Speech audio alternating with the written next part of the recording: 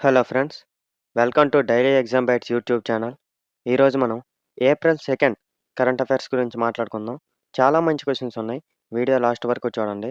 First question, NASA యొక్క Artemis 2 మిషన్లో చంద్రుని చుట్టూ ప్రయాణానికి ఎంతమంది వ్యోమగాములను పంపించారు? కరెక్ట్ ఆన్సర్ చూసుకుంటే ఆప్షన్ సి, నలుగురు అండి. ఇది 50 సంవత్సరాల తర్వాత జరిగే తొలి మానవ చంద్ర మిషన్ అండి.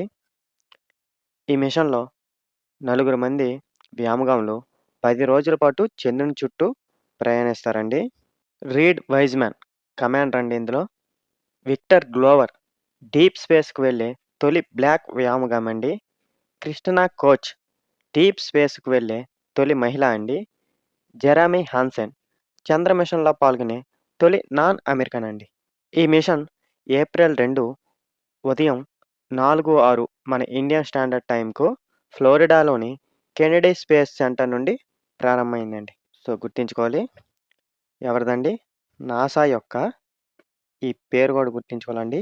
ఆర్టెమిస్ 2 మిషన్‌లో చంద్రుని చుట్టూ ప్రయాణానికి ఎంతమంది వ్యోమగాములను పంపించారు అంటే కరెక్ట్ ఆన్సర్ ఆప్షన్ సి, నలుగురండి. ఇది 50 సంవత్సరాల తర్వాత జరిగే తొలి మానవ చంద్ర మిషన్ అండి.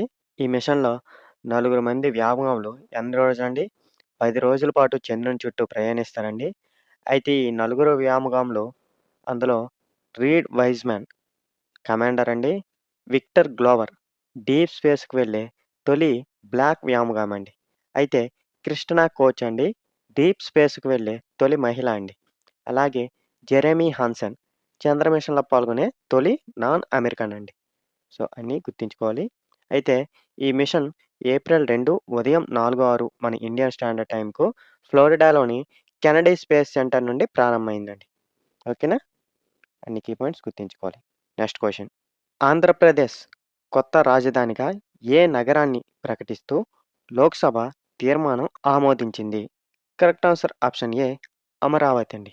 ఏప్రిల్ 1, 2026న లోక్సభ ఆంధ్రప్రదేశ్ పునర్వ్యవస్థీకరణ సవరణ బిల్లును 2026న ఆమోదించిందండి. అమరావతి కృష్ణానది తీరంలో ఉందండి. ఈ నిర్ణయం 3 రాజధానుల ప్రణాళికలను ముగించి ఒక్క రాజధాని విధానాన్ని పునరుద్ధరించిందండి. ఈ నిర్ణయం జూన్ 2, 2024 నుండి అమల్లోకి వచ్చిందండి. సో, గుర్తుంచుకోవాలి. ఆంధ్రప్రదేశ్ కొత్త రాజధానిగా ఏ నగరాన్ని ప్రకటిస్తూ లోక్సభ తీర్మానం ఆమోదించింది అంటే correct answer option A, Amaravati అండి. అయితే ఏప్రిల్ 1, 2026న లోక్సభ ఆంధ్రప్రదేశ్ పునర్వ్యవస్థీకరణ బిల్లు 2026ను ఆమోదించిందండి. అమరావతి ఎక్కడుంది? కృష్ణానది తీరంలో ఉందండి. ఈ నిర్ణయం 3 రాజధానుల ప్రణాళికను ముగించి ఒక్క రాజధాని విధానాన్ని పునరుద్ధరించిందండి. ఇది ఎప్పటి నుంచి అమల్లోకి వచ్చిందంటే జూన్ 2, 2024 నుండి అమల్లోకి వచ్చిందండి. ఓకేనా? Next question. బొలీవియాను 2-1 తేడాతో ఓడించి 40 సంవత్సరాల తర్వాత ఫిఫా వరల్డ్ కప్‌కు అర్హత సాధించిన దేశం ఏది? Correct answer option C, Iraq అండి. ఇరాక్ 1986 తర్వాత మొదటిసారి వరల్డ్ కప్‌కు అర్హత సాధించిందండి. ఈ మ్యాచ్ ఫైనల్ క్వాలిఫైయర్‌గా జరిగిందండి. ఇది 2026లో ఎవరెవరు ఈ టోర్నమెంట్‌ని నిర్వహిస్తున్నారో తెలుసు కదండీ! కెనడా, మెక్సికో మరియు యునైటెడ్ స్టేట్స్‌లో జరిగే టోర్నమెంట్‌కు చివరి 48వ స్థానాన్ని ఇది సాధించిందండి. ఓకేనా? సో, గుర్తుంచుకోవాలి. ఎవరనండి?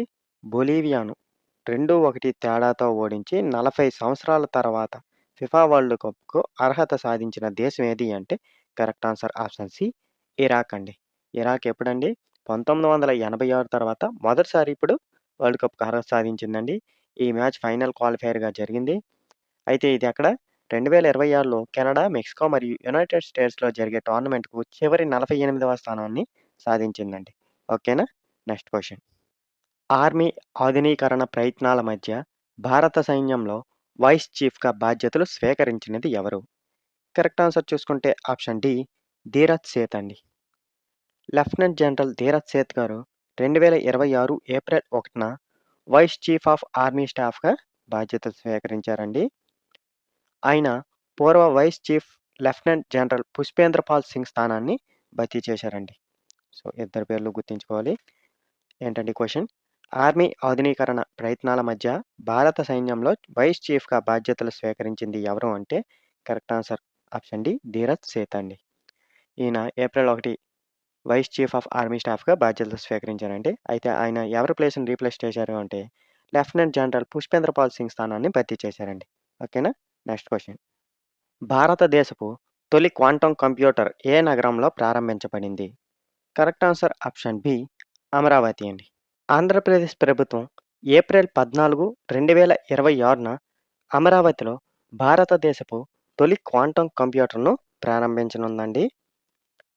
ఈ విషయాన్ని నారా చంద్రబాబు నాయుడు గారు ప్రకటించారండి. క్వాంటం కంప్యూటింగ్‌లో క్యూబిట్స్ ఉపయోగిస్తారండి. ఇవి ఒకేసారి 0, 1 లేదా రెండింటి స్థితిలో ఉండగలవండి. ఓకేనా? సో, క్వెషన్ ఏంటంటే భారతదేశపు తొలి క్వాంటం కంప్యూటర్ ఏ నగరంలో ప్రారంభించబడనుంది అంటే correct answer option B Amaravati అండి. ఎప్పుడండి ఇది? ఆంధ్రప్రదేశ్ ప్రభుత్వం ఏప్రిల్ 14, 2026న అమరావతిలో భారతదేశపు తొలి క్వాంటం కంప్యూటర్‌ను ప్రారంభించనుందండి. అయితే ఈ విషయాన్ని నారా చంద్రబాబు నాయుడు గారు ప్రకటించారు. క్వాంటం కంప్యూటింగ్‌లో క్యూబిట్స్ ఉపయోగిస్తారండి. ఇవి ఒకేసారి 0, 1 లేదా రెండింటి స్థితిలో ఉండగలవండి. ఓకేనా? Next question. ఉపరాష్ట్రపతి ఎవరండి? సిపి రాధాకృష్ణన్ విడుదల చేసిన 'టైడ్స్ ఆఫ్ టైమ్' పుస్తకాన్ని ఎవరు రచించారు? Correct answer option D Sudha Murty గారండి. ఎవరండి సుధామూర్తి గారంటే ఈవిడ ఒక ఎంపీ అండి మరియు ప్రసిద్ధ రచయిత అండి. ఈ పుస్తకం పార్లమెంట్‌లోని 124 మురల్ ప్యానెల్స్‌ను వివరిస్తుందండి. ఇందులో ఇండస్ వ్యాలీ సివిలైజేషన్ నుండి మహర్షి వాల్మీకి, చాణక్య, మహావీర, గౌతమ్ బుద్ధ వంటి వ్యక్తుల బోధనలు ఉన్నాయండి. అలాగే అశోక్ చక్రవర్తి, ఛత్రపతి శివాజీ మహారాజ్, భక్తి ఉద్యమం మరియు కోనార్క్ సన్ టెంపుల్ వంటి అంశాలను కూడా కవర్ చేస్తుందండి. సో, గుర్తుంచుకోవాలి. ఉపరాష్ట్రపతి సిపి రాధాకృష్ణన్ విడుదల చేసిన ఏంటండి ఆ నేము 'టైడ్ ఆఫ్ టైమ్' పుస్తకాన్ని ఎవరు రచించారు అంటే correct answer option D Sudha Murty గారండి. ఎవరండి ఈమె అంటే ఈమె ఒక ఎంపీ మరియు ప్రసిద్ధ రచయిత అండి. ఈ పుస్తకం పార్లమెంట్‌లోని 124 మురల్ ప్యానెల్స్‌లో వివరిస్తుందండి. ఇందులో ఇండస్ వ్యాలీ సివిలైజేషన్ నుండి మహర్షి వాల్మీకి, చాణక్య, మహావీర, గౌతమ్ బుద్ధ వంటి వ్యక్తుల బోధనలున్నాయండి. అలాగే అశోక్ చక్రవర్తి, ఛత్రపతి శివాజీ మహారాజ్, భక్తి ఉద్యమం మరియు కోనార్క్ సన్ టెంపుల్ వంటి అంశాలను కూడా కవర్ చేస్తుందండి. ఓకేనా? Next question. ప్రపంచ ఆటిజం అవగాహన దినోత్సవం ఎప్పుడు జరుపుకుంటారు? Correct answer option C April 2 అండి. ఈ దినోత్సవాన్ని యునైటెడ్ నేషన్స్ ప్రకటించిందండి. 2026 థీమ్ ఏంటంటే autism and humanity every life has value అండి. సో, గుర్తుంచుకోవాలి. ఈ దినోత్సవం ఆటిజం ఉన్న వ్యక్తులపై అవగాహన మరియు సమగ్రతను పెంచడానికి జరుపుకుంటారండి. సో, మన క్వెషన్ ఏంటంటే ప్రపంచ ఆటిజం అవగాహన దినోత్సవం ఎప్పుడు జరుపుకుంటారు అంటే ఆప్షన్ సి ఏప్రిల్ 2 అండి. దీన్ని ఎవరు ప్రకటించారంటే యునైటెడ్ నేషన్స్ ప్రకటించిందండి. ఈ సంవత్సరం థీమ్ ఏంటంటే autism and humanity every life has value అండి. ఈ దినోత్సవం ఆటిజం ఉన్న వ్యక్తులపై అవగాహన మరియు సమగ్రతను పెంచడానికి జరుపుకుంటారండి. ఓకేనా? Next question. Directorate general of civil aviation చీఫ్‌గా ఎవరు నియమితులయ్యారు? కరెక్ట్ ఆన్సర్ ఆప్షన్ బి వీర్ విక్రమ్ యాదవ్ అండి. వీర్ విక్రమ్ యాదవ్ గారు సీనియర్ ఐఏఎస్ అధికారండి. ఆయన 2026లో డీజీసీఏ చీఫ్‌గా నియమితులయ్యారండి. ఆయన ఫైజ్ అహ్మద్ కిద్వాయి స్థానాన్ని భర్తీ చేశారండి. ఈ నియామకం విమాన భద్రత మరియు నియంత్రణలపై దృష్టి పెడుతుందండి. సో, గుర్తుంచుకోవాలి. క్వెషన్ ఏంటంటే directorate general of civil aviation చీఫ్‌గా ఎవరు నియమితులయ్యారు అంటే కరెక్ట్ ఆన్సర్ వీర్ విక్రమ్ యాదవ్. ఈయన ఒక సీనియర్ ఐఏఎస్ అధికారి అండి. ఎవరి ప్లేస్‌ని రీప్లేస్ చేశారు అంటే ఫైజ్ అహ్మద్ కిద్వాయి స్థానాన్ని భర్తీ చేశారండి. ఈ నియామకం విమాన భద్రత మరియు నియంత్రణలపై దృష్టి పెడుతుందండి. ఓకేనా? Next question. దక్షిణాఫ్రికాపై మహిళల వన్‌డే క్రికెట్‌లో అత్యధిక విజయవంతమైన రన్ చేజ్‌ను పూర్తి చేసిన జట్టు ఏది? Correct answer option B New Zealand అండి. సౌత్ ఆఫ్రికా 346కి 6 వికెట్లు ముందుగా చేసిందండి పరుగులు. దానికి న్యూజిలాండ్ సక్సెస్‌ఫుల్‌గా ఆ స్కోర్‌ని చేజ్ చేసిందండి. 350కి 8 వికెట్లు కోల్పోయి విజయాన్ని సాధించిందండి. ఈ మ్యాచ్ వెల్లింగ్టన్‌లో జరిగిందండి. కెప్టెన్ అమేలియా కెర్ 139 బంతుల్లో 179 పరుగులు చేసి విజయంలో కీలక పాత్ర పోషించారండి. ఈ విజయంతో 2 వికెట్ల తేడాతో 2 బంతులు మిగిలి ఉండగా మ్యాచ్ గెలిచారండి. మునుపటి రికార్డ్ 339 పరుగులు. ఇది భారత్ ఆస్ట్రేలియాపై అక్టోబర్ 2025లో సాధించిందండి.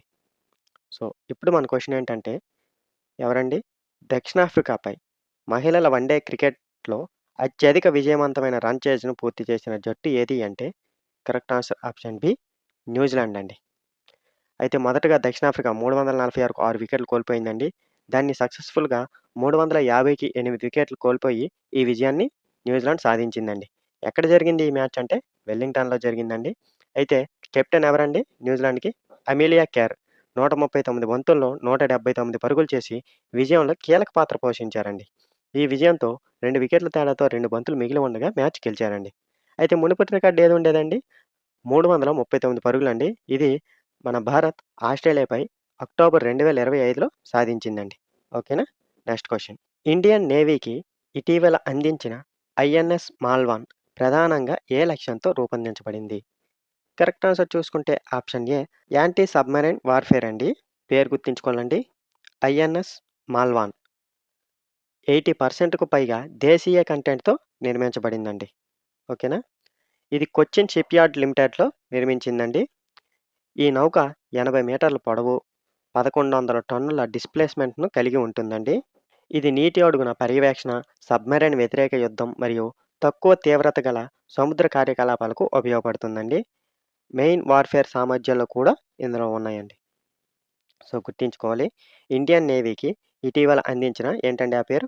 ఐఎన్ఎస్ మాల్వాన్ ప్రధానంగా ఏ లక్ష్యంతో రూపొందించబడింది అంటే కరెక్ట్ ఆన్సర్ ఆప్షన్ ఏ యాంటీ సబ్‌మెరైన్ వార్‌ఫేర్ అండి.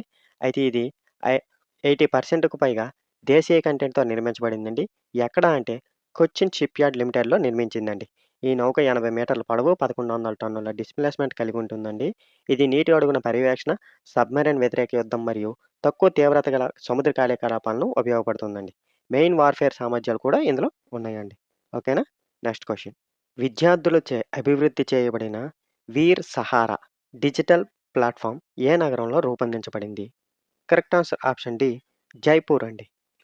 ఈ ప్లాట్‌ఫార్మ్‌ను జైపూర్‌లోని జయశ్రీ పెరీవాల్ ఇంటర్నేషనల్ స్కూల్ చదువుతున్న 11వ తరగతి విద్యార్థులు అభివృద్ధి చేశారండి. ఇది రక్షణ కుటుంబాలకు సహాయం చేయడానికి రూపొందించబడిందండి. మాజీ సైనికులు, విడోస్, ఆధారితులు మరియు వీరమరణం పొందిన కుటుంబాలకు ప్రభుత్వ పథకాలను పొందడంలో ఇది సహాయపడుతుందండి. ఏఐ ఆధారిత వాయిస్ గైడెన్స్ ద్వారా అప్లికేషన్ ప్రక్రియను సులభతరం చేస్తుందండి. సో, క్వెషన్ ఏంటంటే విద్యార్థులచే అభివృద్ధి చేయబడిన ఏంటండి ఆ పేరు?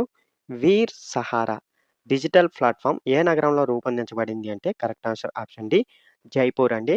అయితే ఎవరు అభివృద్ధి చేశారు అంటే ఈ ప్లాట్‌ఫార్మ్‌ను జైపూర్‌లోని జయశ్రీ పెరీవాల్ ఇంటర్నేషనల్ స్కూల్ చదువుతున్న 11వ తరగతి విద్యార్థులు అభివృద్ధి చేశారండి. ఇది రక్షణ కుటుంబాలకు సహాయం చేయడానికి రూపొందించబడిందండి. మాజీ సైనికులు, విడోస్, ఆధారితులు మరియు వీరమరణం పొందిన కుటుంబాలకు ప్రభుత్వ పథకాలను పొందడంలో ఇది సహాయపడుతుందండి. ఏఐ ఆధారిత వాయిస్ గైడెన్స్ ద్వారా అప్లికేషన్ ప్రక్రియను సులభతరం చేస్తుందండి. ఓకేనా? Next question. Quiz of the day అండి. మనం ఆల్రెడీ ఈ క్వెషన్ గురించి డిస్కస్ చేసాం. ఆన్సర్ తెలిస్తే కింద కామెంట్‌లో చెప్పండి. భారతదేశపు తొలి క్వాంటం కంప్యూటర్ ఏ నగరంలో ప్రారంభించబడింది? కరెక్ట్ ఆన్సర్‌ని కామెంట్ రూపంలో తెలియజేయండి. ఈ వీడియో మీకు ఉపయోగపడితే లైక్ చేయండి. అలాగే మీ ఫ్రెండ్స్‌కి గూడా షేర్ చేయండి. ఇలాంటి కరెంట్ అఫైర్స్ కోసం మా ఛానల్‌ని సబ్స్క్రైబ్ చేయండి. Thank you for watching.